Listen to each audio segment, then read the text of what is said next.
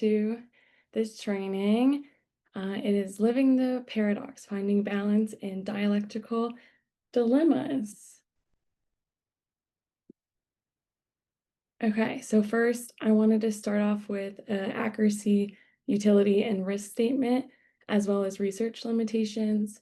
So this presentation discusses the three main dialectical dilemmas in dialectical behavioral therapy and provides accurate, evidence-based information to help providers effectively implement DBT. The goal is to equip providers with practical tools to improve their therapeutic work and client outcomes. So providers should be mindful of the risk, including potential for overgeneralization and the importance of recognizing DBT's limitations. It might not be suitable for all clients or all situations, and supervision along with ongoing education is recommended to ensure effective application and address challenges that may arise in clinical practice. DBT principles can be applied across diverse populations, but need to be adapted when considering cultural norms, values, family dynamics, and social context. It's also important to note that this presentation does not, you would still need foundational training within DBT, and this is just an extension of learning about the specific secondary targets and dialectical dilemmas of DBT. So also cultural considerations for DBT. It was developed in a Western context and is still used globally. Cultural sensitivity is essential for effective implementation, and also considering that culture and context shape client behaviors within DBT's dialectical dilemmas. So it is important to, can also continue to get support around the different diversity or culture implications, depending on your client and the context in which they exist in. Integrate questions about cultural norms in assessments with clients is helpful, as well as making sure not to make any assumptions about clients. And there are no known conflicts of interest and no known commercial support. Use of AI. So I did use AI in structuring and expanding content on the dialectical dilemmas to help clarify and summarize clinical concepts. It helped me generate scenarios and reflection questions, as well as my APA citations for my reference slides. So now going into the agenda for today. So we're going to start with a very brief introduction of myself, a little DBT foundations refresher. Then we'll go into the discussion of the dialectical dilemmas of secondary treatment targets. I will have examples of potential therapist errors and how to avoid them, as well as clinical integration scenarios and application and treatment solutions for each of the targets. I will at the end add, hopefully if there's time, I'll have space for questions, and please throughout the presentation, just throw them in that Q&A section. We'll be monitoring it throughout just to make sure that your questions do get answered. Okay, so a brief introduction. I'm Rebecca. I received my MSW, Master's in Social Work from the University of Georgia. I'm currently a clinical therapist at Utah Center for Evidence-Based Treatment. I was foundationally trained in DBT through behavior tech, and prior to working at UCEBT, I did further my DBT training as a therapist at a residential and day treatment program in Atlanta. So the primary goals of this presentation is to better understand the theoretical framework of the three dialectical dilemmas established by Marsha Linehan. The main goal with understanding the theoretical framework is that you'll be able to better understand and apply them with each of your clients. We obviously can't go over every single type of client or every situation that a client is dealing with. And if you better understand the theoretical framework, the goal is that you will then be able to apply it based on your client's current problem or concern or symptoms. Another goal is to recognize how and why the dialectical dilemmas manifest in clients' behaviors, and then apply therapeutic strategies to address dilemmas effectively.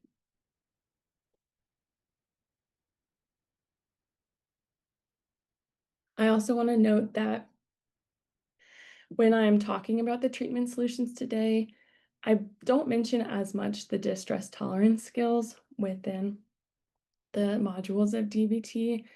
So, of course, along with implementing the strategies discussed today, it's important to teach and have clients learn and implement distress tolerance skills to learn to bear pain more effectively.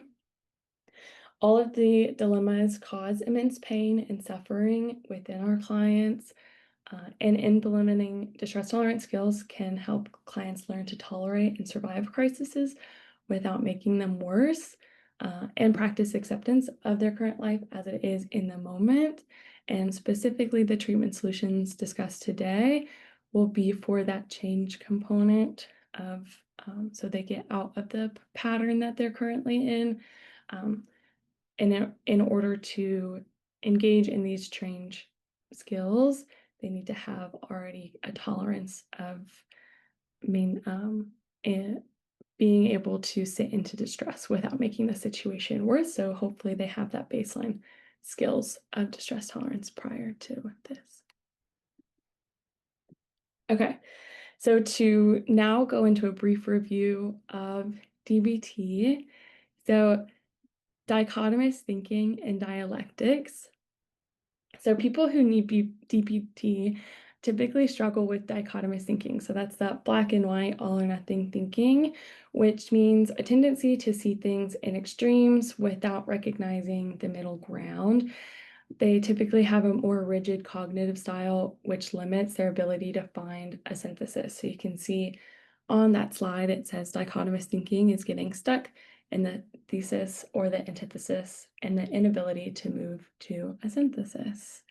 So they see reality as polarized categories of either or, rather than both and. So an example of that might look like if you first meet someone and you struggle with dichotomous thinking, you might think that they're perfect and wonderful, they could never do no wrong. And then they make a mistake or something happens and you see them in a different light, and then they flip to becoming a terrible person, horrible. And there's little room in between to see the potential for both being incredible and make mistakes. So this cognitive style also limits their ability for future change, meaning if a client once views themselves as flawed, they kind of have this thought that I'll be flawed forever. There's no potential for change. So dialectics, how is this resolved? It's in dialectics. So dialectics involve balancing and integrating opposites to arrive to that synthesis, or truth. So it says here, like dialectics is the reconciliation of opposites and a continual process of synthesis. In DBT, this means balancing two seemingly opposing ideas and forces, seeing the paradoxical reality of both and neither. So you can see on the screen, there's a main dialectic within DBT of acceptance and change. So example is helping clients accept their emotions as valid while working to change harmful behaviors. Another example might be you're both doing the best you can and can still improve. Or people can be imperfect and still worthy of respect and love. So those are just little examples of dialectics. And then walking the middle path, Marsha Linehan drew from Buddhist principles when she developed DBT, and walking the middle path is one of the concepts she implemented from that. So as a short story, the Buddha, prior to enlightenment, lived a life of extreme luxury as a prince, and then practiced later on extreme self-denial, discipline, and almost starvation.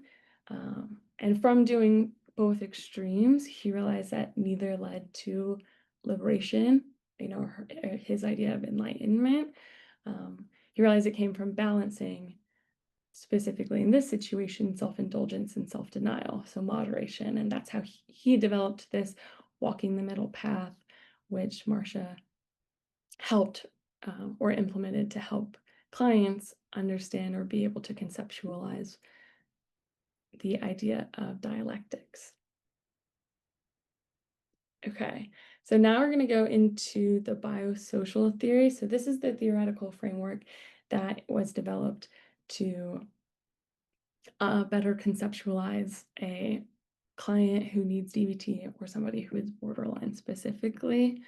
So the biosocial theory basically says that there is a biological reason and an environmental reason for why clients struggle with behavioral, cognitive, interpersonal, emotional, and self-dysregulation. So it's kind of that nature versus nurture idea, though Marsha says, it's both in true dialectical form. So from the biological side, there is people have a biological predisposition for experiencing emotional vulnerability. So they're more sensitive to emotional stimuli. They have a higher frequency of experiencing emotions. Emotions seem to come out of nowhere at a higher intensity and have a longer lifespan. And then on top of that, there's a biological component to impulsivity. So some people just have a harder time learning to control their impulse urges. So sometimes they might act without thinking, and a lot of their behaviors are dependent on their mood, which also seem impossible to control. On top of the biological side, there is also an invalidating or ineffective social environment component to the biosocial theory. So an invalidating home environment will make regulating emotions more difficult because they might invalidate emotions, they might invalidate the expression of an emotion, and they also will ineffectively model, effective regulation skills or coping skills. Invalidating home environments also reinforce out of control emotions and actions, which could be potentially unknowingly. So a classic example of that is if you have a child and he is throwing a tantrum because he's not getting what he wants, and then in the middle of the tantrum, you give him what he wants. They kind of start learning like, oh, if I scream, if I throw a tantrum, if I get louder, if I maybe get more provocative in my language, then maybe I'll get what I want. So the unknowing part is like the parent might not know that they're reinforcing the child, and that pattern can develop if continued to be reinforced. And then also demands for you to be different, but doesn't explain how to change. So that could be, a person invalidating their kid, saying, why do you act this way? Why aren't you normal? Normal kids don't respond this way. Like, you need to calm down. Any type of potentially invalidating statement that doesn't show them how they're supposed to calm down. You're telling them to calm down, but you're not helping them to regulate their emotions or helping them see how to regulate their emotions to actually calm down. And then the third component of the biosocial theory is transactions. So it's the transactions between the person with their biology and the environment that really influence each other. So it says biology combined with the social environment influence the person, which impacts then how the person shows up in their environment, which then impacts how the environment responds to the person, and then so on and so on. So it's the transactions. I think that is really important, especially when considering a DBT client, because I have heard, clinicians and even myself have had a similar thought of, the parents just seem so great. Like, I don't understand why this, child or young adult or whoever has such an intense reaction or negative outlook on their parent. Like, they seem amazing. And sometimes it's really thinking about the transactions between the person and the environment that that impact the person's ability to regulate, not necessarily our perception of the environment as therapists. Okay. So when engaging in DBT treatment, there's primary treatment targets and secondary treatment targets. Today we're talking about the secondary treatment targets. And as a review, I just wanted to name the primary treatment targets. So that's life interfering behaviors. So that's any behavior that puts the client's life at imminent risk, includes suicidal ideation with and parasuicidal behaviors. Third one is therapy, or the second one, excuse me, is therapy interfering behaviors. So any behavior by a client or therapist that interferes with effective treatment. So some examples of that might be missing sessions, repeatedly not completing homework or completing diary card, um, avoidance or hostility in therapy, um, or therapist invalidation or burnout are all examples of therapy interfering behaviors. And then the third one is quality of life interfering behaviors. So that's behaviors that significantly disrupt the client's ability to build their life worth living. So that could be, risky behaviors, unstable housing or work, legal issues, relationship chaos, substance use. Those all fall into primary treatment targets.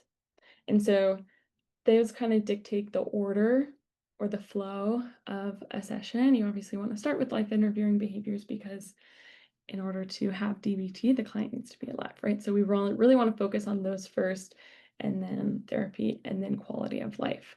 So how do the secondary treatment targets relate to these? The secondary treatment targets are what perpetuate the primary treatment targets. So you want to be able to address the secondary targets, or you'll start noticing the pattern of them and how they perpetuate life interfering behaviors or quality of life or therapy.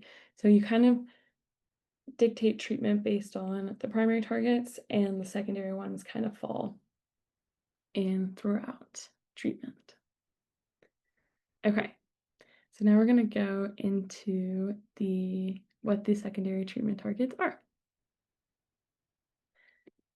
Okay, so the secondary treatment targets, also known as the dialectical dilemmas, so they're underlying behavior patterns or conflicting internal dynamics that maintain dysfunction within the client. So they're often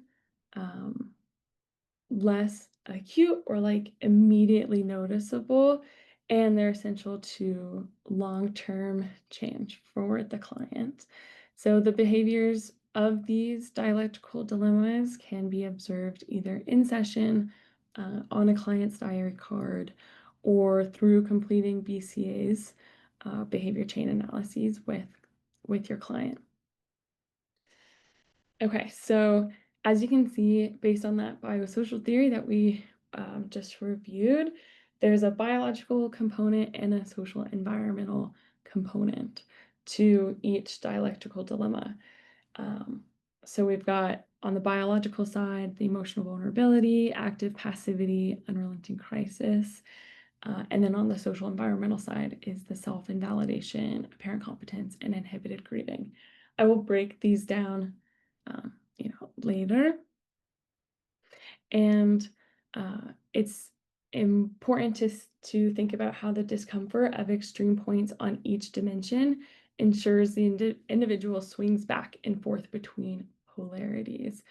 So, meaning the intensity from one side will cause a client to then go to the other. And then when you really think about their dichotomous black and white thinking that I was talking about earlier, like they struggle to even know that there is a middle ground between these sides. Like, yes, they're extreme and that's all they can see, which is why they kind of engage in that intense swinging. They don't know another way out, right?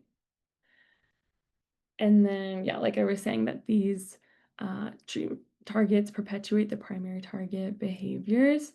The main central dilemma in DBT therapy is that clients' inability to balance the extremes by coming to a synthesis. So part of the walking the middle path, coming to a synthesis, is what we help clients to see and recognize for themselves.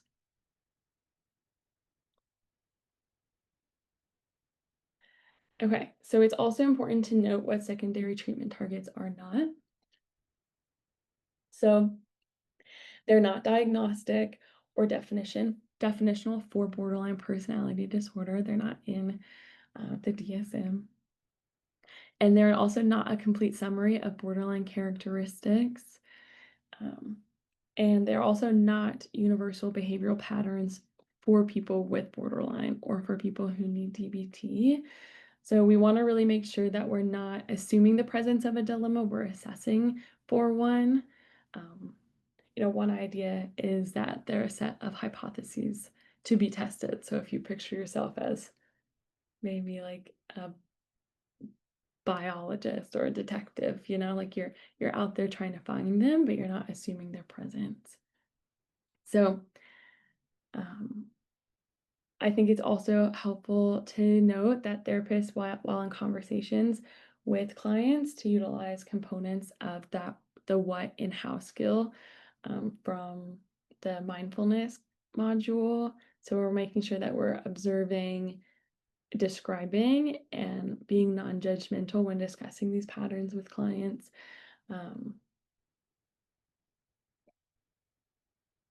Just because, one, we don't want to reinforce anything and we don't want to unintentionally invalidate a client. So now when we're looking at the step-by-step approach to treating dialectical dilemmas, we want to, one, like I was saying, collaboratively assess with client. So looking for links between patterns and what's getting in the way of them currently achieving their life worth living goals. And then once we notice or identify a pattern, we want to identify, describe it, and validate patterns to the clients. Again, really using that non-judgmental approach, coming at it from a lens of curiosity and observation, and a less from telling them, how they're feeling and that type of thing. And then third, we want to develop an individual skills plan to resolve each dilemma. So when we're making this plan, we want to make sure that it aligns with the client's identified values, their life worth living goals, and the treatment plan pre-established. And then after we do that, we add the behaviors to the diary card. So we're tracking the behaviors that we want to see decrease, along with the skills that we want to see increase. And then we assess for potential barriers that could get in the way of utilizing skills in the moment. And then based on those barriers, we're going to cope ahead for each of them. And then we also want to make sure that we're addressing the dilemmas when they occur in session with the clients, and reinforce anytime the client moves or attempts to move to that synthesis or that middle path. Okay, so now we're going to go into the discussion of the dialectical dilemmas. So the first one that we're looking at is the emotional vulnerability versus self-invalidation. So emotional vulnerability is a biological sensitivity to emotional stimuli.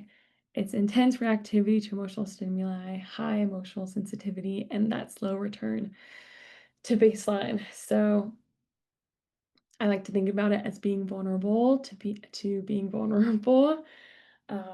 Not only do they have this high sensitivity, it also kind of feeds on itself, and then they experience a more intense fear of the potential for experiencing intense emotions, which kind of plays on itself and then intensifies itself. So, consequences for emotional vulnerability for the client is it negatively impacts the client's ability to engage in effective coping behaviors. It increases the likelihood of experiencing that dichotomous thinking, obsessive and perseverative thoughts. If you think about it, especially when they're in that extreme distress, intense emotional experience, that's really when that black and white thinking intensifies. And they start ruminating on things and obsessing, and that really also feeds into the emotion and intensifies it more. So this pattern can lead a client to feelings of despair, hopelessness, and helplessness. Um, the client may feel out of control and unpredictable. And, they're also experiencing such extreme behavioral, interpersonal, self, and cognitive instability due to this emotional vulnerability. It's very extreme and they don't know how to make it stop or how to cope or what to do. And on top of that, they're kind of looking around them and confused as to why they're experiencing emotions as so intensely and they can't come back down to it as fast as maybe people around them.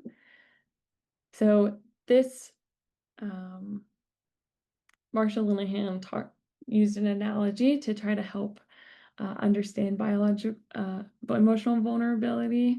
So she likened it to a burn victim. So she said people with high emotional vulnerability um, is like someone with third-degree burns. Even a little touch is agonizing, not because they're weak or overreacting, but because they lack the emotional skin others have. And emotional stimuli hits raw nerves. So some examples of thoughts that clients might have in emotional vulnerability might be, I can't stand this. This is too much. I can't do this. It will kill me. I'm so emotional. So that really intense reaction to their emotions also has the potential to increase suicidal ideation and behaviors because that emotional pain is so extreme. And then again, if we add that dichotomous thinking with they don't see the potential for change. They have that thought of, I feel this way, which means I'm going to feel like this forever, and there's no way out. Um, so if you think about if somebody's having that thought, if a client is in that experience, it's so painful and so intense that um, they try to stop it. So, how do they try to stop it or get rid of that emotional vulnerability? They flip to the other extreme, which is self invalidation.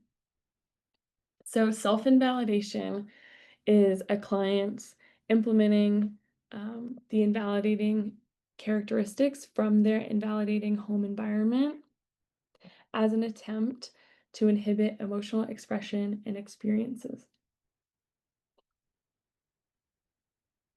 So, some examples of what an invalidating or environment might look like is a child being told their emotion is too much, wrong, they shouldn't be feeling this way, they're overreacting, they're being dramatic. And then another example of an invalidating home environment is a child being punished for expressing an emotion, which will then or could lead to a child feeling shame. Um, let's see. So, invalidating internal experiences also clients, when they're experiencing self-invalidation, they tend to oversimplify the ease of achieving a behavior and emotional goal. So they tend to make unrealistic behavioral expectations on themselves, which leads to inevitable failure due to the expectations being unrealistic. That then perpetuates shame, self-criticism, punishment, hatred, and potentially suicidal and parasuicidal behaviors. Um, and they kind of have this thought that suffering or pain or causing myself pain is justified because I'm truly a bad person or I'm wrong. So, looking at the consequences of self-invalidation, the invalidating environment leads a person to respond to their own emotions with shame, criticism, and punishment. A client's invalidation can lead to a lack of trust in self due to denial of the reality, which inhibits the development of an identity or confidence in self. So, like I was saying, one of the points that clients struggle with is that self-dysregulation and unclear sense of self or identity, and a lot of invalidating their external and internal experiences can really intensify that self-dysregulation. And then on top of that, the person learns to scan the environment for how to think and feel instead of trusting themselves or their internal experiences. So it's really just looking around your environment and seeing how other people are reacting and then, trying to react similarly instead of thinking about like, what am I feeling? How do I want to respond to this? Um, let's see. So this pattern of self-invalidation leads to really intense shame, and the more that they invalidate their experiences, the more shame they have. And a lot of people, shame is very uncomfortable, especially people who need DBT.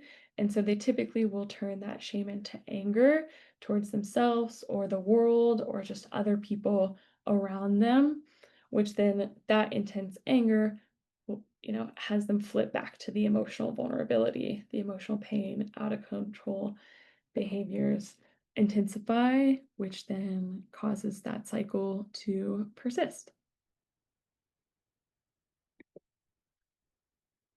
Okay, so thinking about the emotional vulnerability versus self-invalidation, potential cultural influences, thinking about that if a client is from a collectivist culture, there is an emphasis on emotional restraint and group harmony. Emotional suppression can increase self-invalidation, and then also the stigma around mental illness may amplify emotional avoidance.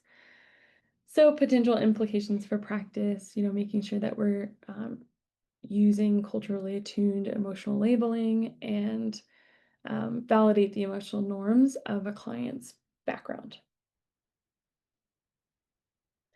So now when we're looking at the emotional vulnerability versus self-invalidation, this is really what I was talking about in the biosocial theory at play. So the dilemmas for the client is who to blame. Am I blaming myself or my environment for why I am this way? Or who is right? Um, is the client really vulnerable to emotions and unable to regulate their behaviors and responses? Or is the environment right and the client is able to regulate their behaviors? They just choose not to because maybe they don't want to, whatever the invalidating home environment or just social environment in general thinks. So the inability to accept both sides causes the client, again, to vacillate between polarities. So how do we identify these in session? These are some examples of how to identify this dilemma. So it's separated in what you might hear, what you might see or observe, and then how you might interpret it. Again, we want to make sure we're assessing, we're not assuming, and we're not using our interpretations as facts, just as data. So what you might hear, I don't know why I'm so upset. Nothing even happened. You might be observing the client crying, the minimizing emotions, or apologizing for them. And then you might interpret that as internalized invalidation, learned to mistrust or suppress feelings.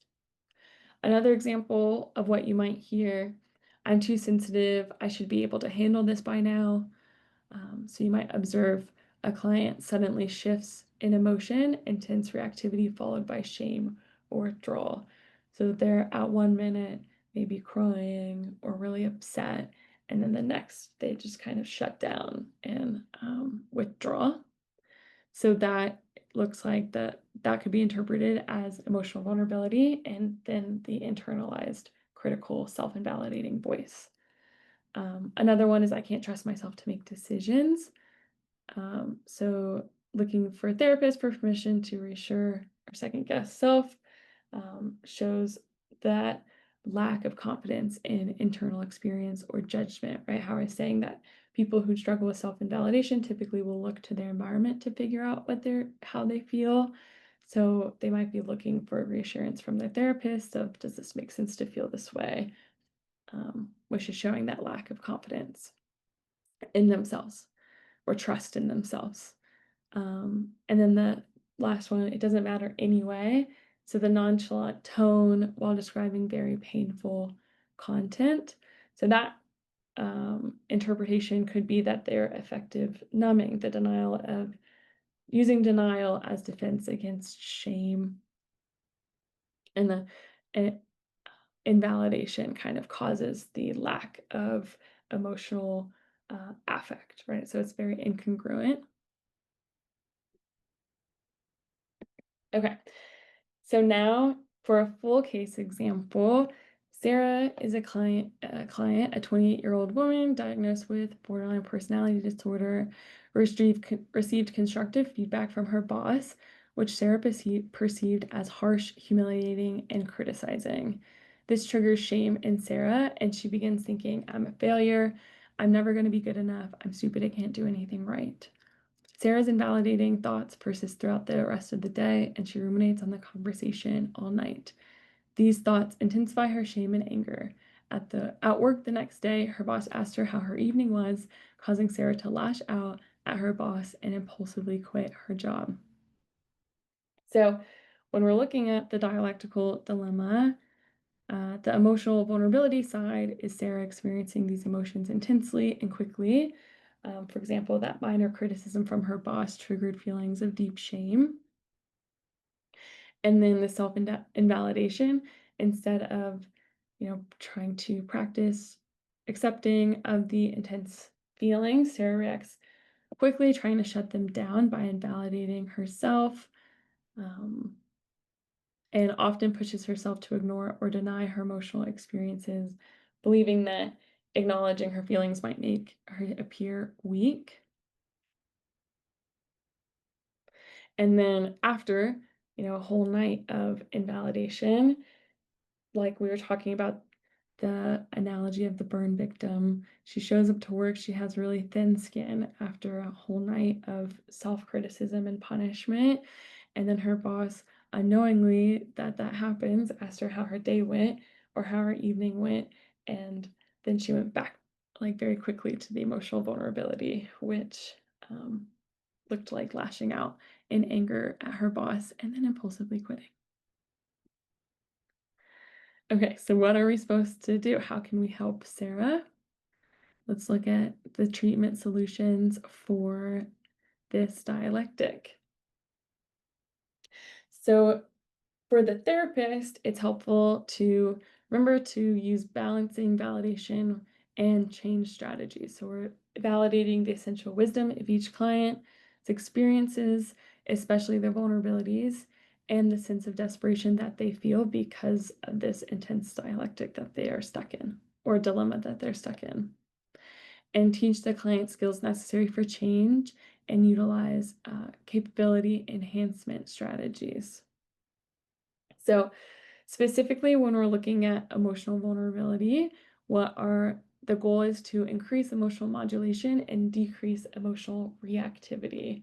So we can look at using the mindfulness skills, the what and how skills, teaching them observe, describe, and being non-judgmental, and really focusing on not getting caught up in those judgments, right? Of right versus wrong, good versus bad, all of the self-invalidating negative judgments that Sarah used on herself, right? We want to make sure that we're not getting caught up in the emotion that comes from those judgments. And then we want to stay in the moment, another mindfulness technique, doing one thing at a time and focusing on effectiveness. And then for the emotion regulation component for emotional vulnerability, we want to practice labeling our emotions, checking the facts to make sure the emotion makes sense given the situation, and then engage in opposite action to the emotion if we've determined that it doesn't make sense.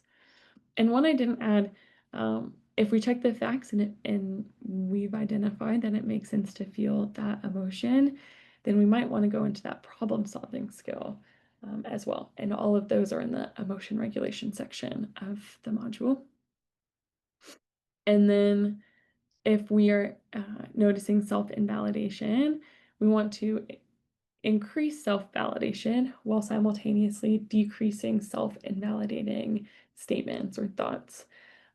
So that can be through mindfulness, activating our wise mind, again, using the observe, describe, non-judgmental thinking, as well as implementing dialectical strategies of walking the middle path, and changing either or to both and.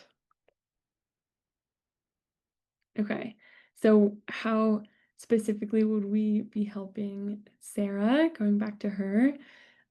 So the treatment solutions or therapeutic focus would be to validate Sarah's emotional experiences, helping her understand the intense emotions are a natural and valid part of being human.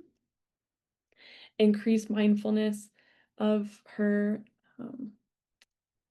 feelings, encourage non-judgmental awareness rather than immediate self-criticism. And then we're balancing acceptance and change. So teaching her to accept vulnerability without harsh judgment while also developing skills to regulate her emotions more effectively. And by reducing self-invalidation through dialectical strategies, helping her replace the self-critical thoughts again with more compassionate, validating ones. Okay, so now we're going to jump to potential therapeutic errors and skillful adaptations for the emotional vulnerability and self-invalidation dilemma. So potential therapist error might be minimizing the client's distress. For example, you're being too hard on yourself. Why therapists might do this is because, we want to reassure a client, and a lot of human nature is to try to reduce a person's emotional intensity. How this, however, reinforces the dilemma is that it increases shame and echoes invalidation. So instead of trying to reassure or minimize a client's distress, we want to instead use accurate validation. So reflect the logic of the client's emotion. It makes sense why you'd be overwhelmed given what you've been through. That's it, one example. So the next example, jumping to skills, jumping to skill teaching too quickly. So why therapists might do this is because the desire to help fix it or reduce clinical discomfort. Obviously when a client comes in with this intense pain or intense invalidation, you want to help them. You want to, fix it, quote unquote, for them. Although why this reinforces the dilemma, the client feels feelings are not tolerated or welcome. Here's exactly what you need to do to fix it, to get rid of that emotion so you don't feel that anymore. So instead, one idea is using the validation statement or the validation sandwich. So validate the emotion, acknowledge the function of the emotion, and then we introduce a skill for change. And really, in general, being a DBT therapist means that you're, kind of in a dance of validation and change pretty consistently throughout each therapy session. So, and then last example, over pathologizing emotions or reactions. So why it happens, we might accidentally misread sensitivity as the emotional sensitivity as dysfunction. This reinforces the dilemma because the client might feel broken or defective. So what we can do instead, frame the sensitivity as part of the biosocial model. So using kind of the psychoeducation component of your nervous system is tuned to high sensitivity. It's not your fault. And then we throw in the dialectic. It is your responsibility to manage it. Okay. So that is the first dialectical dilemma. And then the next dilemma is active passivity versus apparent competence. So when we're looking at active passivity, it is a tendency to approach problems passively and helplessly, instead of actively and confidently. And when under extreme distress to demand from the environment solutions to solve their problems. So a passive regulation style develops from an individual's temperamental disposition, as well as their history of failing to control their emotions and behaviors. And it involves taking minimal active efforts to improve one's own abilities and their environment. So a client is active in getting other people to solve their problems. However, they're passive in solving problems for themselves or regulating their behaviors and emotions independently. So a client believes they can't solve the problem or their solving efforts won't work. And they also have this overwhelming belief that others do have the solution for their problem. So active passivity is learned through both individuals observing their frequent attempts to interact successfully with the environment and these repeated attempts failing, and observing the feelings of unhappiness and hopelessness that they're experiencing internally and the inability to maintain, that mask of happiness or hopefulness. So, on top of that, growing up in an environment where problems are minimized or avoided, an individual might learn that in order for their problems to be recognized or acknowledged by the environment, they need to magnify them or intensify them.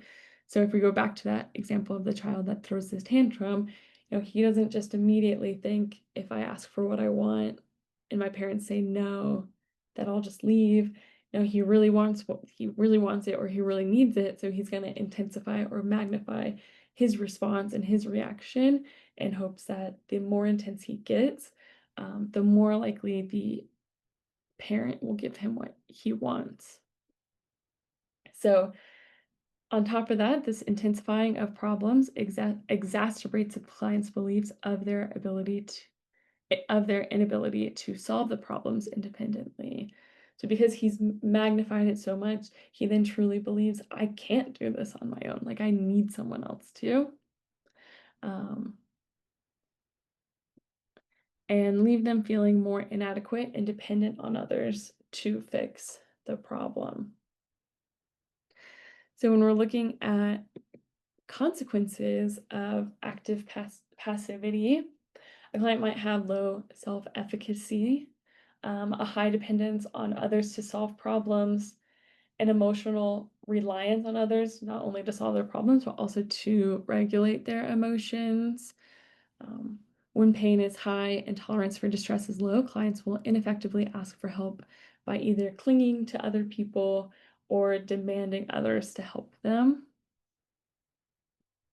So one example is, clients I've had will call either a relationship partner, a parent, a family member, a friend when they're in really extreme distress, and they need that friend, that partner to regulate their emotions. They need them to help them calm down.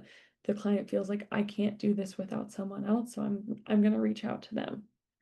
So not to get too quick into problem solving, but a lot of that will look like directing a client to either call you to do phone coaching, or implementing, a rule of five. So using, at least 5 skills to tolerate or try to learn to tolerate and regulate distress prior to reaching out for help to really challenge that self-efficacy, the low self-efficacy.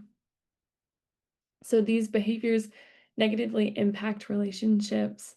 I mean, I'm sure y'all can think about this intensity of only being called if you're in distress or something like that. The relationship partners may distance themselves, which then sparks that client's fear of abandonment, which intensifies their emotions, which intensifies their intents of frantically trying to save the relationship and avoid abandonment. On top of that, there's suicidal gestures and behaviors, as well as, like I was saying with the example of the kid, potentially provocative language. So communicating suicidal thoughts to relationship partners may feel like, for the client, the only way to get their needs met in that moment. So I'm sure you can see through these, it's very evident that there is a skill deficit especially in interpersonal effectiveness. And one thing to keep in mind, which we will talk about a little bit later, is that it's important that the therapist avoid reinforcing active passivity by appeasing the client if they do escalate in demands. So the other side of this is apparent competence, the other extreme to this dilemma. So apparent competence is the tendency to appear competent and the ability to cope with everyday life circumstances. And at the other time, their behaviors are so ineffective and unexpected, making it seem like the competencies never existed in the first place. So what that means, or for an example, if a client, feels confident at school, they're able to show up assertively and competently, to their teachers, to their friends. However, in their relationship with their parents, they feel less in control, and they're unable to implement same behaviors at school as they do at home. So an example might be a kid going home and saying to their parent, I don't know how to do this homework. I need you to do it for me. A client may be able to, so I don't know I need you to do this for me. And then, the parents might be like, oh, did you ask for help? Did you ask the teacher? Did you ask any friends? And kid was like acting like no, because he showed up confident, like he knew what he was doing in school. But because, like it was saying, at other times their behaviors are so ineffective and unexpected, making it seem like the competencies never existed. So the influencing factors of apparent competence is that mood dependent and situation specific learning. So dependent on the situation they're in, dependent on the mood that they're experiencing, clients might appear more competent than they really are. If you just change that one variable of either their mood, or the situation, the competency goes out the window. So another influencing factor is the difficulty effectively communicating difficult and or vulnerable emotions. So the apparent competence really has clients with this inability to effectively name their emotions, feel like they can be vulnerable, and then they adopt beliefs of external environment, which is that invalidation, and social signaling of it. So their social signaling is a lot more limited, meaning their nonverbal cues. So let's see. So difficulty expressing vulnerability, like I said, either by being able to verbalize distress through nonverbal cues are incongruent,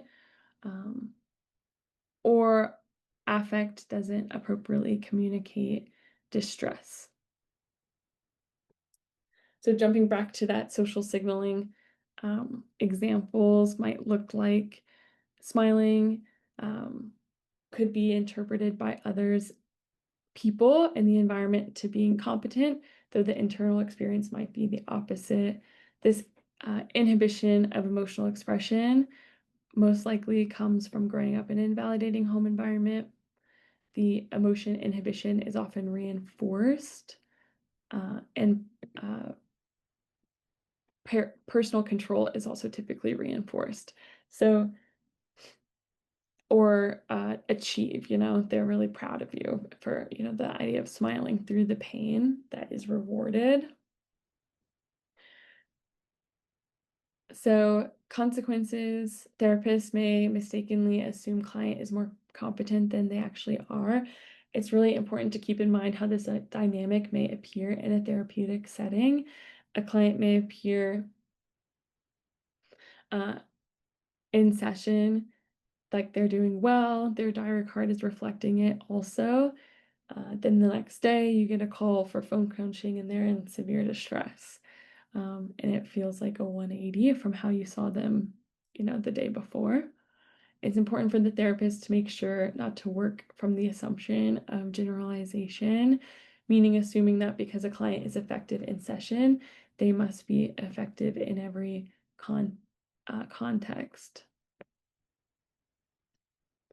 So why this is potential too is because that situation-specific learning. So if you put a client in a therapeutic environment, they might feel validated, they might feel nurtured, so they might actually believe that they're also competent. But then when you take them out of that therapeutic environment and back into an invalidating one, everything from that session might go out the window because it is that situation-specific learning. And then some consequences of apparent competence. A therapist may mistakenly assume the client is more competent than they actually are. Like I was saying, environment could blame client or say you're not trying hard enough. The word manipulative gets thrown around, unfortunately. And then another consequence is suicidal ideation and potential gestures. So suicide may seem like the only option for an apparently competent person to actually effectively communicate that they need help, right? They have that difficulty communicating their emotions, especially when they feel vulnerable or negative. And so instead of using language to verbalize it, they use, potentially behaviors.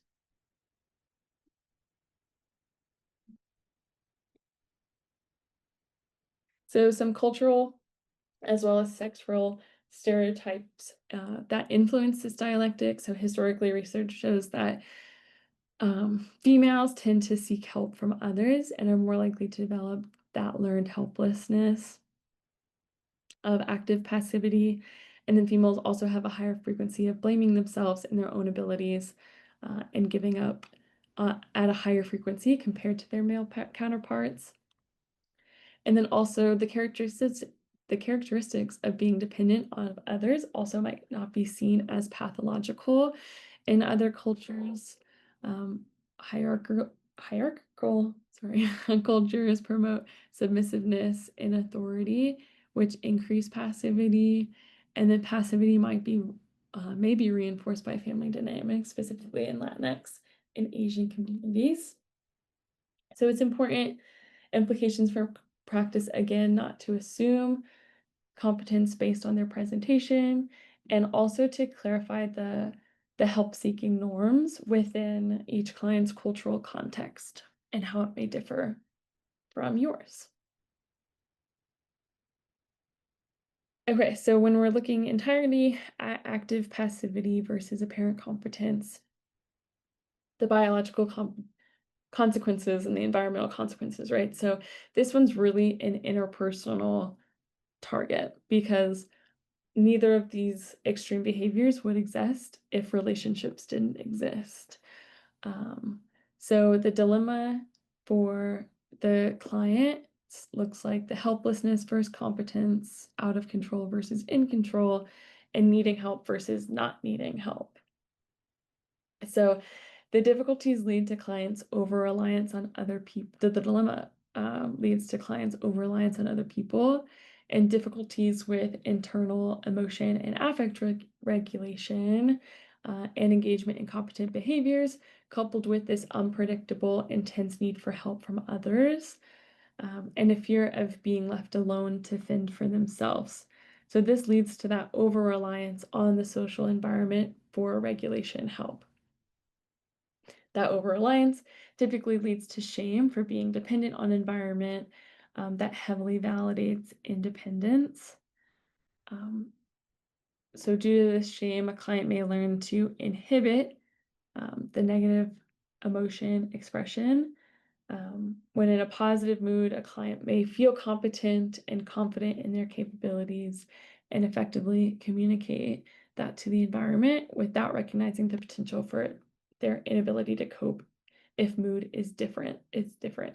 So this leads to difficulty in asking for help and communicating needs effectively, which then if you think about how the swing goes back and forth, that difficulty asking for help or communicating needs effectively might lead to that suicidal ideation or thinking about active passivity and the demand responses from intensifying or magnifying the problem.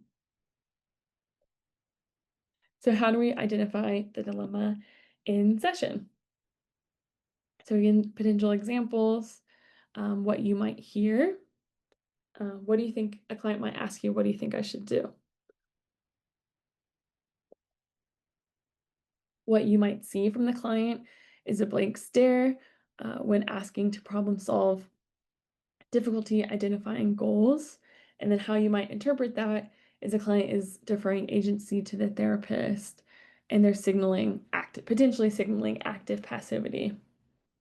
So another thing you might hear from a client, I'm fine, I've just been busy, when you ask them like, why is your diet card not completed? And you're seeing them, they seem upbeat, um, and then when you're, throughout the session, they start reporting more escalating problems later. So this might be interpreted as apparent competence, so the emotional needs avoided and masked by the externally appearing more functional. Another thing that you might hear, I usually just wait and hope things get better. So what you might see a client, avoiding acting uh, even or engaging in problem solving uh, skills, even when the consequences are continuing to mount. So that interpretation could be the passivity, so reliance on circumstances or others to intervene. Another thing you might hear, I've always been the strong one in my family. So you might see a client feeling prideful in their independence, and then potentially followed by tearfulness or overwhelm.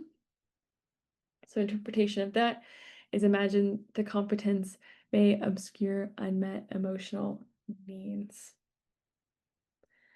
Okay, so now we're going to jump to a specific case example for this dilemma.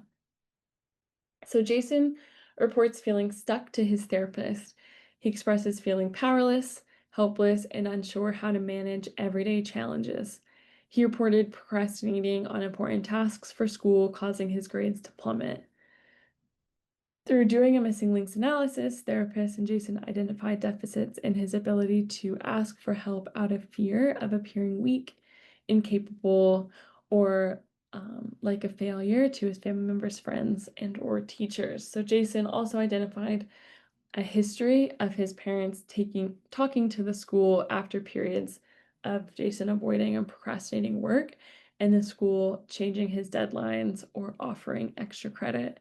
So Jason named teachers seemed shocked by his inability to complete assignments due to appearing competent during class. So that active passivity shows with Jason often passively waiting for other people to take charge of his problems, right? So he waits for his parents to come and talk to the teacher instead of either doing it himself or completing his assignments. He feels helpless, independent, but does not openly ask for help. So then the apparent competence, at the same time, Jason works hard to seem competent and in control. he's hiding his inner struggles of and managing his appearances meticulously to school and rarely revealing vulnerability or asking for support. So again, he's fearing that showing any signs of weakness will lead to rejection or failure. Okay, so what do we do? How do we help Jason? So for treatment solutions, for the therapist role, it's important to balance the client's capabilities and deficiencies. So we're flexibly shifting from supporting to validating client and asking them to change, as well as teaching skills. So again, that's that dance of validation and change and figuring out how you as a therapist and what the client needs for the flow of the session. When we're specifically looking at active passivity, the goal is to increase active problem solving skills while at the same time decreasing active passivity behaviors.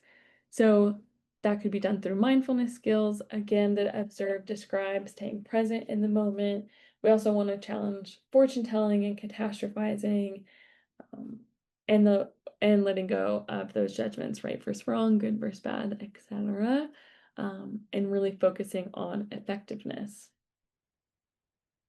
So problem solving skills are also helpful. So help client remind self of past skillful experiences. You could ask yourself, what skills can I use? What has worked in the past and been effective? And using those problem solving skills from the emotion regulation section. And then for apparent competence, the goal is to increase effective communication of emotions and competencies while simultaneously decreasing mood dependency of behaviors. So that could be through mindfulness of current emotions, which is mindfulness to stress tolerance type skill, or interpersonal effectiveness. So dear man, which is, describe, express, assert, reinforce. We use these when we're asking for help or we're saying no to something, which is really going to help increase, like I was saying, how this dilemma only exists because relationships exist. So we want to really improve relationship effectiveness. So give fast and clarifying objectives, prior to a difficult conversation. We want to, clarify our objectives.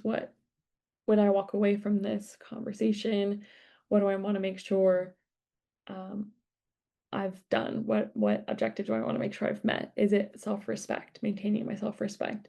Is it the relationship effectiveness? So I want to walk away and still have, effective, a healthy relationship? Or is it getting my objective met? And dependent on your objective, you then want to decide whether or not you want to use the give or fast skill and the intensity at which you're either asking for something or saying no to something. So give, that's being gentle, and acting interested, validating, and using an easy manner. So that's more for, the relationship. And then the fast is more objective effectiveness. So being fair, apology-free, sticking to your values, and remaining truthful. So if we pop back over to Jason, what we want to do is really help Jason recognize and balance these two opposing tendencies. So we want to encourage him to develop skills for active engagement, meaning like figuring out when it's important to ask for help, how he can make decisions independently, while maintaining a realistic view of his strengths and limitations. And then we also want to support him in revealing vulnerability safely, which would reduce the pressure to maintain a perfect, appearance or facade, to his teachers or at school. And then also validate his experience of helplessness while fostering his empowerment and self-efficacy.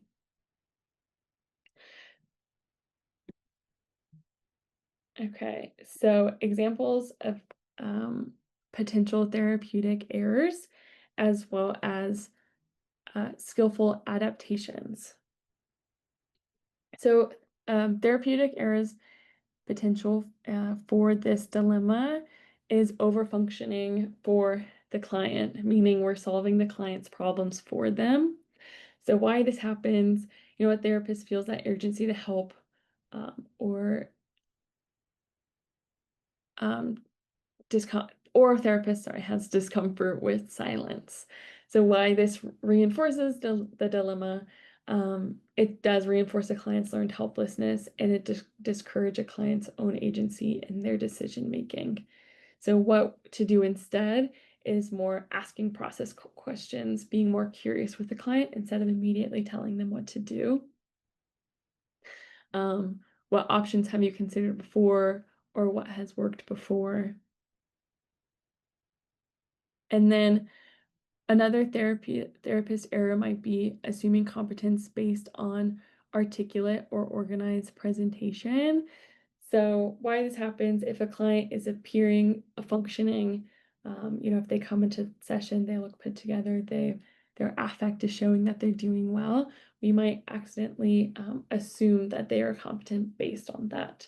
So why this reinforces the dilemma, it underestimates the internal distress that a client might be experiencing, and then their needs go unmet, right? We've already named that they struggle with naming vulnerability or naming uncomfortable emotions. So when you add, if a therapist, is assuming that they're doing fine based on, their external experience, then we might not be able to actually support them in getting their needs met. So instead, what can we do? We ask specifically about internal experience and skills usage. So, what skills did you use during that situation?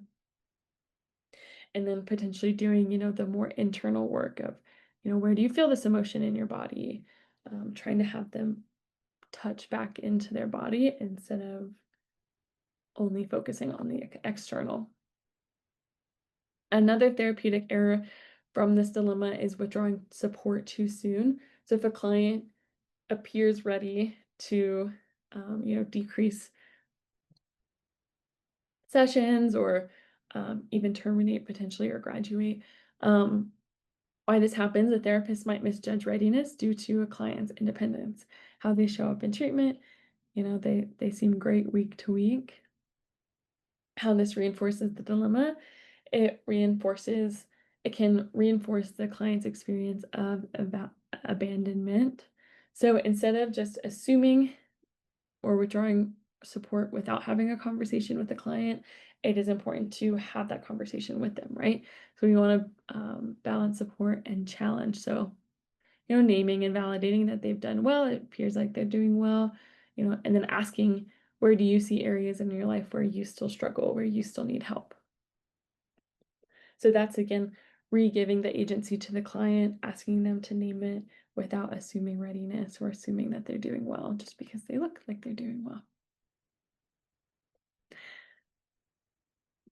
Okay, so the third dialectical dilemma is unrelenting crisis. So, unrelenting crisis and inhibited grieving is the other side of the dialectic. The unrelenting crisis is a state of chronic, overwhelming crisis. So, it's a debilitating experience due to clients' reactivity and chronic nature of stressful events. An unrelenting crisis impedes on a client's ability to return to baseline before another stressful event occurs. And this reoccurring experience leads a client to emotional burnout and mental exhaustion. So I kind of picture this like if you were in the ocean and you got hit by a wave, but there's a storm, and so waves just keep coming, and every time you finally rise back to the surface, another wave hits you again, and you go underwater again, you start drowning again. So clients experience chronic stressful events without the ability to recover between each event.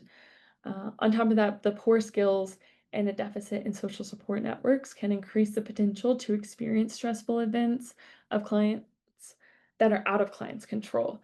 So, contributing factors might also look like, There's temperamental factors to this, so that increase a client's reactivity, like we were talking about with the emotional vulnerability. It increases their reactivity to emotional stimuli, and it impacts the speed at which they're able to return to baseline. On top of that, a client's inability to tolerate distressing emotions, coupled with engaging in maladaptive behaviors to avoid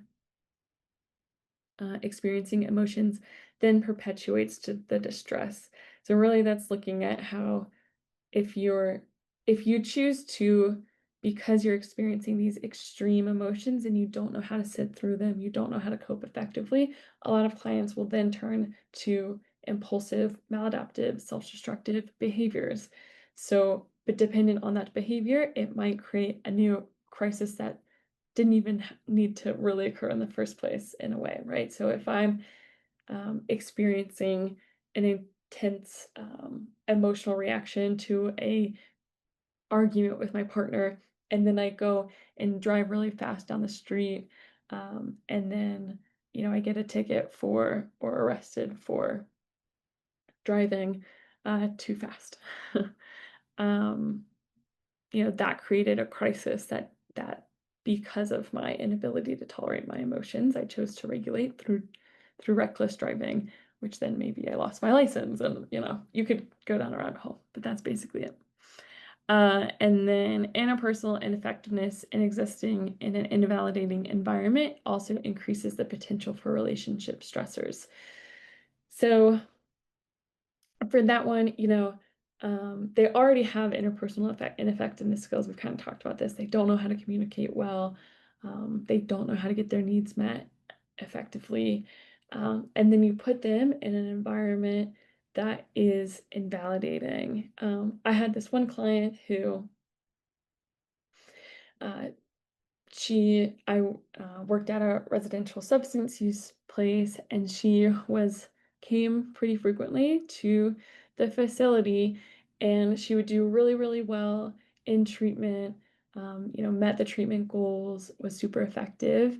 And then she went home. She always wanted to go home to her mom, although the mom was a very invalidating home environment, and her mom also used substances. And so that, because she was in that invalidating environment, it increased the potential for one, relationship stressors, emotional stressors, and in her case, the potential for engaging in ineffective, harmful, maladaptive behaviors like substance use, which perpetuated her cycle. Um, on top of that, another thing that clients typically do, they'll ruminate over traumatic events, which has the potential to also perpetuate it and create new crises. So the rumination can intensify the crisis and the emotional experience of that crisis, which then also has a potential to create a new crisis. When we're looking at consequences of an unrelenting crisis, so parasuicidal acts, threats of suicide, and suicidal behaviors, but I already named those maladaptive coping behaviors that clients might engage in. So one of those is suicidal behaviors or ideation or self-harming. Also, a consequence of this unrelenting crisis is that it will interfere with treatment planning. So a client consistently experiencing new or repeating crises might impact the ability to follow a predetermined treatment plan. So if a client, comes in each week with a new crisis, it can be hard to follow a plan because the therapist might want to reanalyze problems, revises the treatment plan, or fully throw out the treatment plan for that day and pivot the session to focusing on whatever the crisis of the day is. So this dilemma this dilemma in general led Marsha to the development of a DBT skills class or skills group. So therapists in a group setting feel less inclined to focus on one individual's current crisis. So if an individual comes into group with a crisis, a therapist is less likely to, engage in a long conversation about the crisis.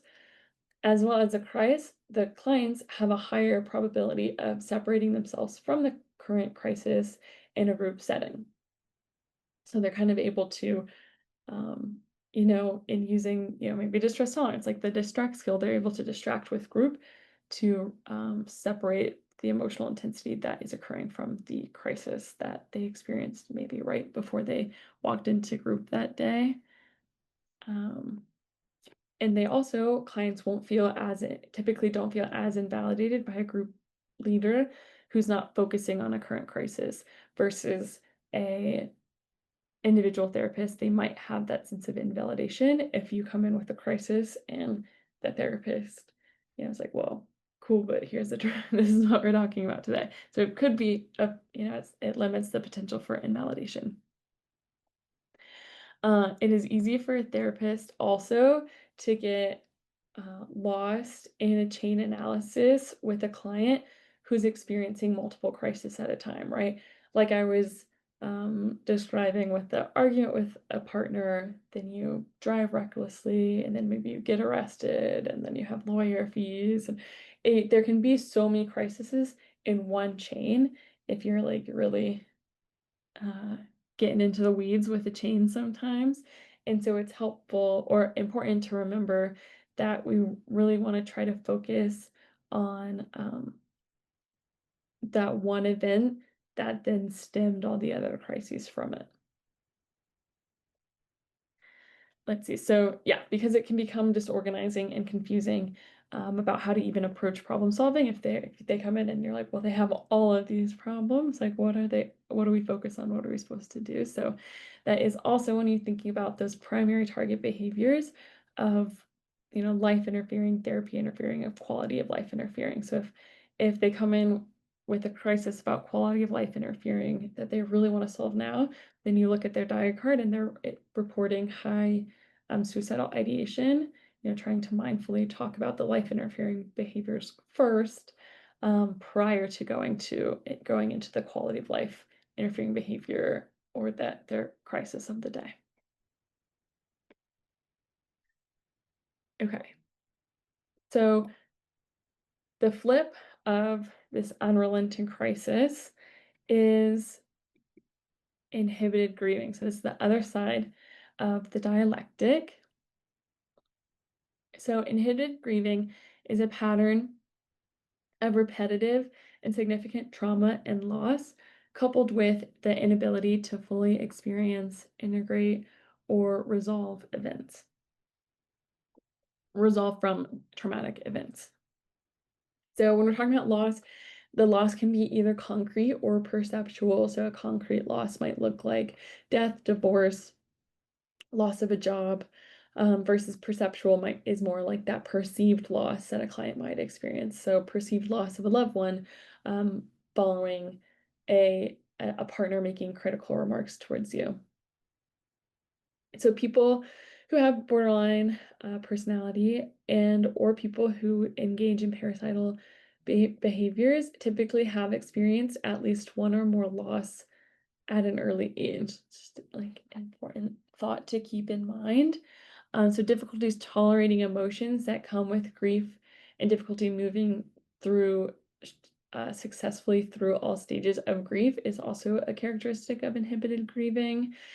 So when we're looking at it, a typical grieving process, people might look at the stages of grief, and denial, anger, bargaining, depression, and acceptance.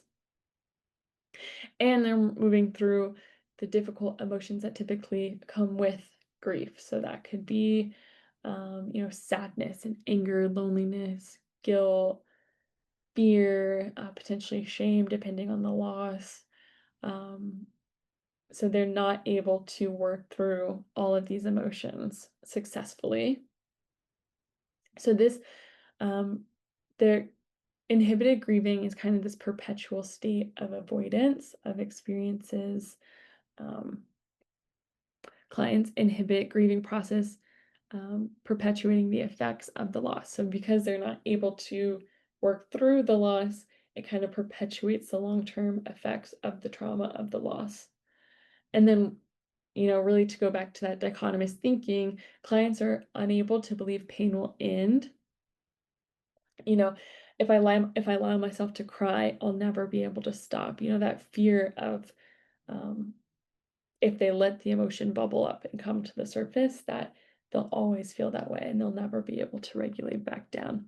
So they really try to, inhibit or put, stuff that emotion or that experience down.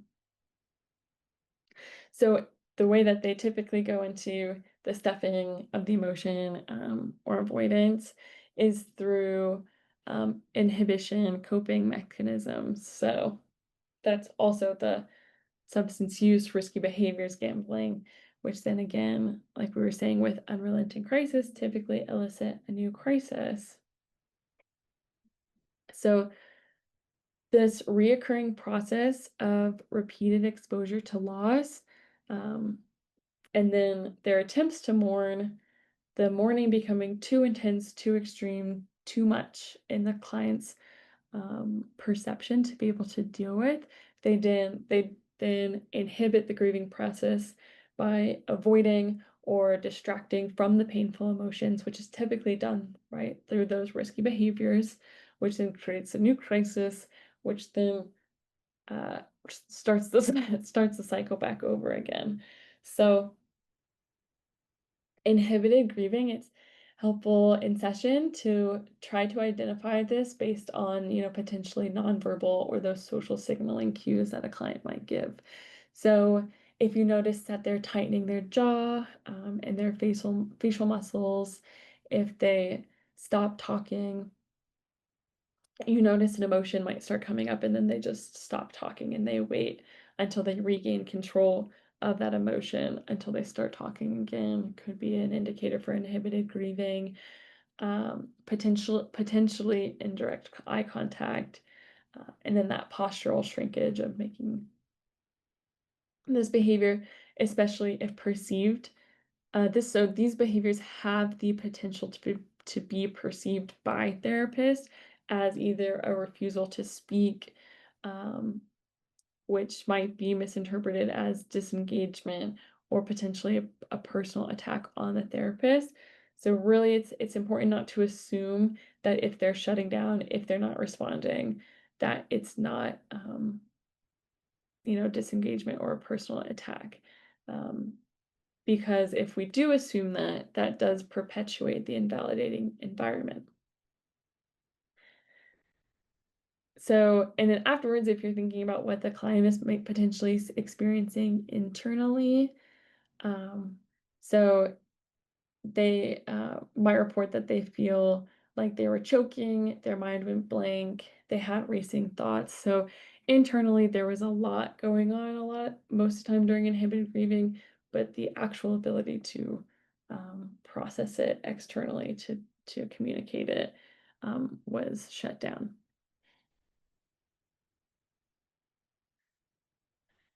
So when we're looking at the unrelenting crisis versus inhibited grieving, potential cultural influences to keep in mind.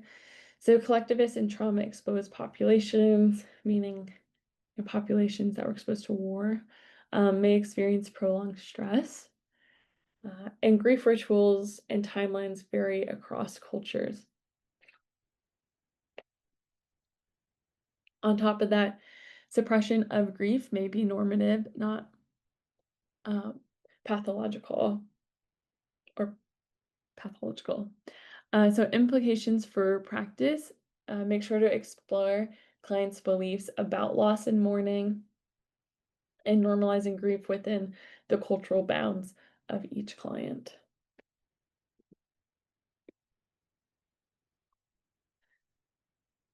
So the unrelenting crisis versus inhibited grieving, comparing the two. So the experience of each extreme intensifies, again, right, causing the swing from polarities to intensify and persist. So the dilemma that the client experienced is twofold: the inability to inhibit emotions when at the same time in a state of perpetual crisis, and then the inhibition of emotions in the short term may feel helpful for client because they can avoid experiencing the overwhelming emotions However, in the long term, typically create new crises due to the maladaptive coping choices.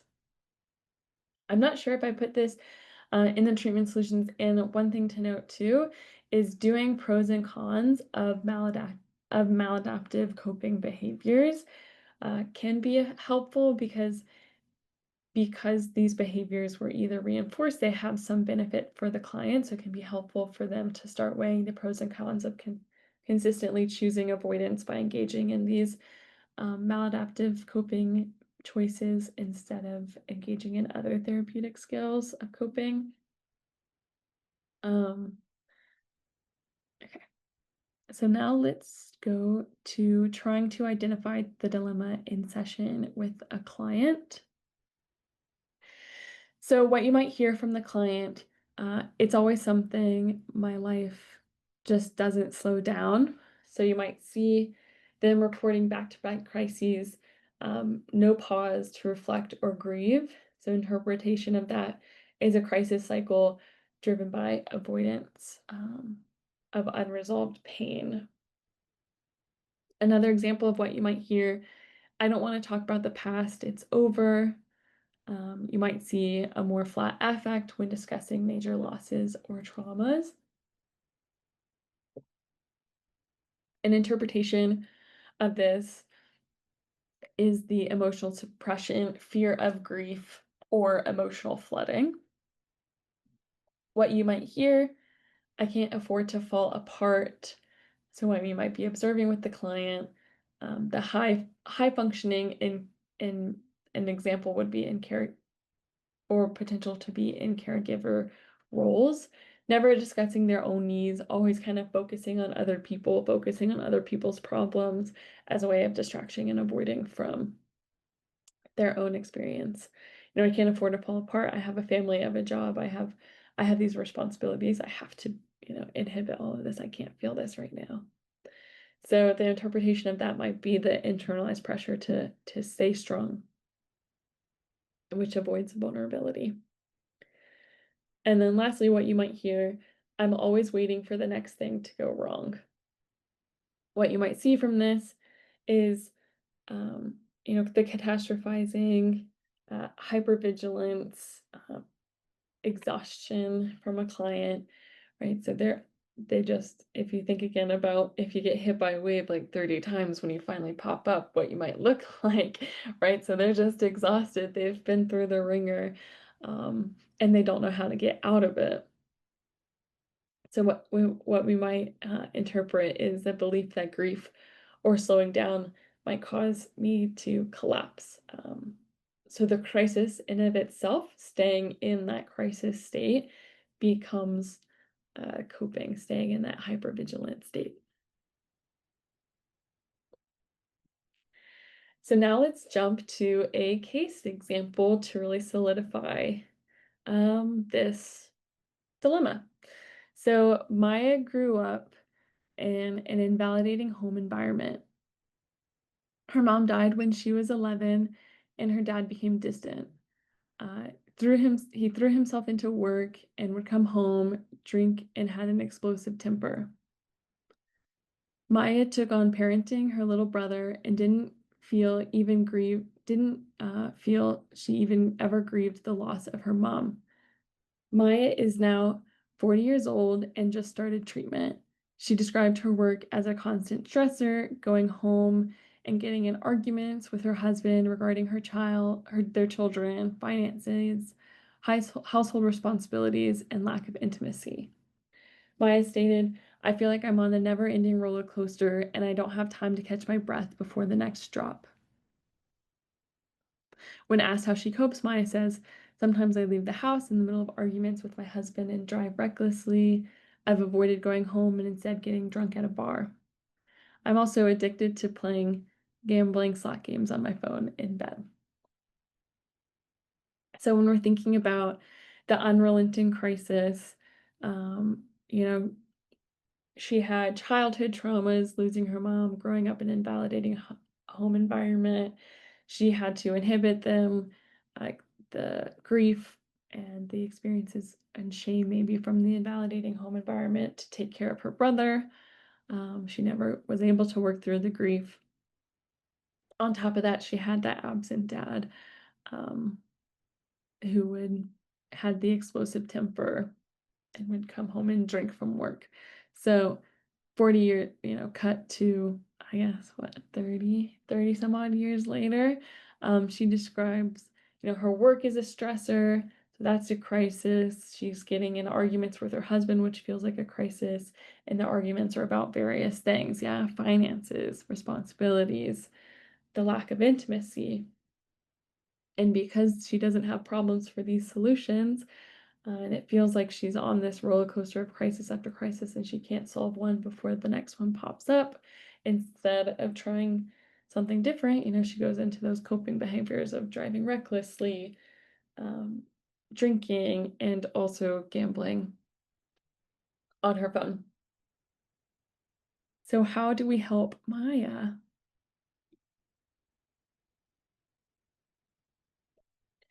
So treatment solutions. For this one, the therapist role is to help the client face loss and traumatic event and to effectively experience and express emotions and reactions to griefs. So we want to instill hope to a client that a life is worth living even after experiencing pain and trauma. Right, practicing on that acceptance of because we're living human beings, we will experience pain, and that doesn't mean that our life isn't worth living anymore.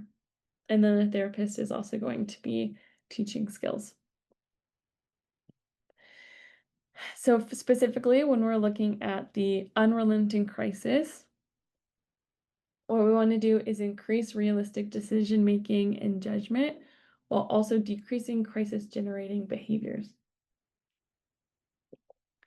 So mindfulness, skills, again, the observe, describe, participate, staying in the moment, challenge our fortune telling and catastrophizing thoughts, and again, letting go of right and wrong, focusing on effectiveness. Another way is to activate our wise mind and engage in emotion regulation skills, especially when we're thinking about maybe that ABC please skill. So increasing pleasant events in the short term and long term. I kind of always say like to a client, like if you were a piggy bank and every time you experienced a pleasant event or a positive emotion, that puts money in your piggy bank, your bank account, if it's like maybe an adult. And when you have positive or short-term ones, that's some change, some smaller dollars, and then long terms are that heavier amount of money. So when you experience a crisis, which we can practice acceptance that crises will come as long as we're humans. We will experience crisis. We will experience aversive emotions and negative experiences. We want to make sure that our piggy bank or bank account doesn't go in debt from that experience. Or so we want to make sure that between each crisis there's enough money in the bank so we don't go into debt. Another example is reality acceptance skills. So practicing willingness, turning the mind, and radical acceptance. And then when we're working with inhibited grieving, we want to increase emotional experiencing while simultaneously decreasing the inhibition of the emotions of that grieving. So mindfulness again, and then, observe, describe, staying present in the moment, challenge fortune telling, and catastrophizing. And we want to make sure that we're letting go of right and wrong and focusing on effectiveness. And then we're doing exposure. So avoiding coupled with distress tolerance skills, so doing exposure to the potential emotion or crisis. So also when we're thinking about inhibited grieving, if y'all remember a little earlier, I was talking about how there's a lot of nonverbal social signaling cues to a client inhibiting their emotions. So a effective treatment solution would be to notice them, those signs of non-acceptance with the client, and then ask them to um, engage by effectively and directly saying what you want to see different. So if you're not noticing and tightening of facial muscles or hands, a closed off body posture, we want to, ask them to engage more openly by, opening up their hands, using willing hands, potentially doing, stopping the session and doing a progressive muscle relaxation to help, tighten and then also loosen and provide relaxation into the body from those tight facial muscles, because that's really showing potentially that they're keeping something in and they're like trying really hard by tightening all their muscles in their face and in their body to keep it in. So asking them to open up more will help the body communicate, to the brain that you're in a safe environment, you can express these emotions, and you're open and willing to do so. Okay. So now we're going to jump to some examples of therapeutic errors and skillful adaptations for this dialectical dilemma. So potentially a therapist, like we've talked about, will focus on the current crisis week to week. So why do we do this? We might feel pulled by the client's sense of urgency to help them solve the problem that they walked in on. However, this reinforces the dilemma because we're potentially missing the grief or trauma, underlying grief or trauma that is driving this behavior, focusing on that one behavior instead of doing a chain to really see further why this behavior even exists in the first place. So what we can do to correct, taking a step back, looking for themes, maybe noticing and mentioning to the client, we've had a few similar situations. Um, what do you notice about the pattern? And then another example might be avoiding grief due to the fear of destabilizing the client. So that is, pretty common because we might feel unsure how to hold space for intense emotions. And we might, say, well, this client came in with intense suicidal ideation. They're reporting lower numbers as we go into this grief work and you know, uncovering of these intense emotions. Like, what if that does destabilize them? What if it brings them back to, how they came into my office a few months ago? So this does reinforce the dilemma because the grief remains unresolved and the avoidance continues.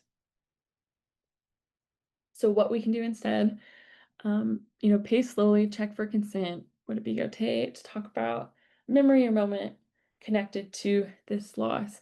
So that's specifically how to communicate with the client. And then also, internally, a therapist is using their own skills of regulation. And then they're also talking, they're engaging with a consultation team about any of their own personal therapy interfering behaviors, and doing continuing education to learn more about how to sit in clients' intense emotions and how to treat grief effectively. Another therapeutic error is invalidating avoidance-based coping. So why this happens, a therapist labels behavior as resistance, um, which reinforces the dilemma because a client might feel understood or they might become defensive. So instead, we want to correct by normalizing avoidance behaviors as protective, which is kind of in that I was saying, doing that pros and cons of avoidance or the maladaptive behaviors, because there are pros, and so it can be helpful to validate to the client, like, I understand, I see why you're doing these things that you're doing, like, it makes sense given the circumstances, the situation that you're in. Um, and then you throw on the other side of the dialectic that by avoiding too long can keep you stuck or create more problems in the long terms. And part of that doing the pros and cons is that you're not only weighing the pros and cons not only in the short term but also in the long term. Okay, so how we actually see, and helped clients to show them patterns of the behaviors is through diary cards, behavior chain analysis, and a missing links analysis. So a diary card is a uh, daily data to detect patterns linked to these dilemmas. So it's a log of clients, emotions, their urges, the specific behaviors that they engaged in, whether it's self-harm, isolation, avoidance. I was talking about earlier that we really want to make sure that the diary card is individualized to the client based on the behaviors, the maladaptive behaviors they engage in, as well as um, later on you'll add the different dilemmas to them as well, the patterns. So also diary cards will track skills usage, which is helpful when you're trying to look at the dilemmas, which I'll go into detail in a minute. So example of it might be clients report intense shame paired with high urges to isolate, while they also have denied using skills. So that might be self-invalidation. So then another example, client reports low intensity of emotions and high urges to engage in risky behaviors. So so that example might be apparent competence. So on top of a daily diary card, you can also use behavior chain analysis with a client. So it's an in-depth tool to understand the function of behaviors driven by dialectical dilemmas. So if you notice on a client's diary card, any of those examples, or an increase in SI one day, or an increase in a maladaptive behavior, or an increase, they reported a 10 out of 10 for shame or a 10 out of 10 for um, anger, then based on that, you can develop a behavior chain analysis with the client. So the behavior chain analysis, breaks down the event it goes from a prompting event, you look at the thoughts related to the events, the feelings related to events, behaviors that they potentially engaged in, and then consequences um, to that, as well as it highlights the impacts of vulnerability factors, which is just helpful for you to know and also for your client to try to gain skills on. So an example of that, a client engaged in self-harm after being criticized. So you do a behavior chain. This is obviously a very truncated version of one, but the prompting event is the boss gave feedback to the client, and the client felt humiliated by that feedback. So potential or the vulnerability factors that the client identified is sleep. She was sleep deprived. She had an argument with a partner. She had a headache. She hadn't eaten breakfast or lunch. She was hungry. Um, and then the thought, I'm a failure, occurred. Followed by the thought of I'm a failure. She experienced shame in order to, the behavior she chose to deal with the shame was to self-harm. So the dilemma there identified is emotional vulnerability versus self-invalidation. So the really, really helpful part of a behavior chain analysis, and not only you as a therapist can kind of see the chain of events, and then identify the patterns and also help the client see the chain and identify the patterns, you also are able to effectively highlight the skills deficits by identifying the missed skills opportunities that occurred in the chain. So to break down this chain, the prompting event is not a skills deficit. The client had no control whether or not the boss provided her with feedback. And then she had that feeling humiliated.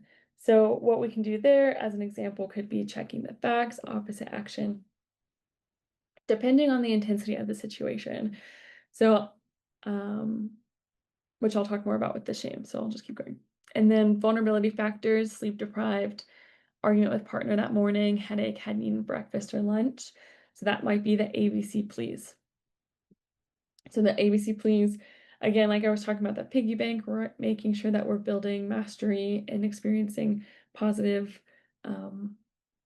events in the short term and long term. And then the please skill is really focusing on like the physical, our physical body. So are we are we having physical illness? Are we treating physical illnesses? Are we exercising in a healthy manner? Are we avoiding mood altering substances? What's our sleep look like? And how are, did I say exercise? It's the two E's are exercise and eating. Making sure eating balanced and exercising balanced, not too much and not too little. Another dialectic, yeah? So then we go into the thought of I'm a failure. So then the skill might be activating wise mind and then using dialectical and non-judgmental thinking. So the really focusing on the failure and how that is that all or nothing dichotomous thought and a judgment. So trying to figure out how we can acknowledge that and also maybe adding in self-validation techniques. And then for the feeling of shame, so depending on the intensity of the distress tolerance, you self-soothe, you use distress tolerance skills if the shame is really intense. And since she self-harmed right after, I'd named that the self-harm was, the emotion was rather intense, I'd say. So maybe using distress tolerance skills or and then coupling it with the emotion regulation of checking the facts in opposite action to shame. So and then the behavior for self-harm potential skills to use instead is phone coaching and distress tolerance. The main goal, again, going back to diary card and chain analysis, is that we're targeting the dilemma, maintaining the behavior, and we're adding that to the diary card then. So not only are we able to break down the dilemma or the experience, we're then able to identify the skills deficits, what skills they can use. And it's really done in that non-judgmental, more curious standpoint with the client and not telling them what to do. We're offering validation of the emotion when it feels appropriate or necessary. And, again, doing that dance between validation, acceptance, and change with the client. Okay, so now I'm gonna just do kind of an overall summary of what I've talked about today. So the DBT addresses extreme behavioral, cognitive, emotional patterns by balancing acceptance and change. Remember we talked about behavior dysregulation, cognitive dysregulation, interpersonal dysregulation, self-dysregulation, emotional dysregulation. So we treat all of these types of dysregulation through acceptance and change the dialectic. Dialectical dilemmas reflect struggles of regulating yourself, other people, or others or emotions. So specifically emotional vulnerability versus self-invalidation. The key issue is a heightened emotional reactivity, internalized shame, and harsh judgments. So skills, again, right there. Active passivity versus apparent competence. Key issues, we got the dependency on others to problem solve, masking needs, ineffective help seeking, and then the core skills there that will help for that dilemma. And then finally, unrelenting crisis versus inhibited grieving. So key issues, the chronic emotional overload, trauma, avoidance of grief, and then the core skills there as well. And that was basically it, y'all. We didn't get to everything, and we will be sending the slides. Mostly the ones we didn't get to is the clinical integration components. So that's just y'all working through applying it, which you can do on your own and through the post test that you'll be receiving later. All right. Well, thanks, y'all.